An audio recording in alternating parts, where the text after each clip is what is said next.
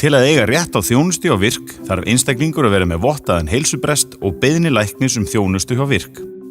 Í þessu myndbandi verður farið yfir hvað þarf að gera eftir að læknir hefur sent inn beiðni starfsendurhæfingu. Þegar beiðni læknis hefur borist VIRK og hún hefur verið skráð, færðu SMS eða tölvupóst að þín bíði spurningalisti inn á mínar síður á vef VIRK, ásamt hlekk til að komast þar inn.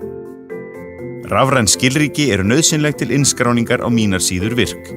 Þannig tryggjum við hámarksöryggi persónuupplýsinga.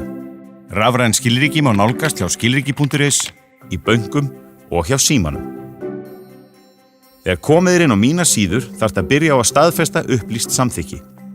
Með því veitir þú samþykki fyrir því að upplýsingar þig séu vistaðar í upplýsingakerfi VIRK og að VIRK megi hafa samband við heilbrigðisstarfsfólk og aðra sem koma þínum málum í starfsendurhæfingarferlinu.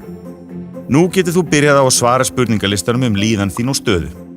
Þú getur óskað eftir aðstoð við að svara spurningunum, auk þess sem túlkaþjónusta í boði fyrir þá sem hana þurfa. Þegar þú hefur svarað spurningalistanum fara sérfræðingar VIRK yfir hann.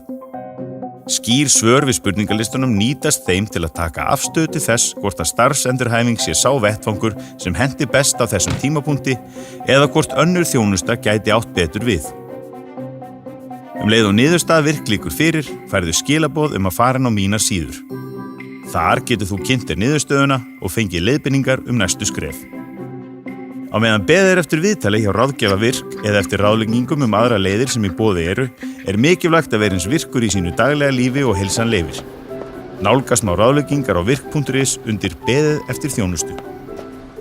Við minnum á að VIRK hefur ekki með framfærslu að gera.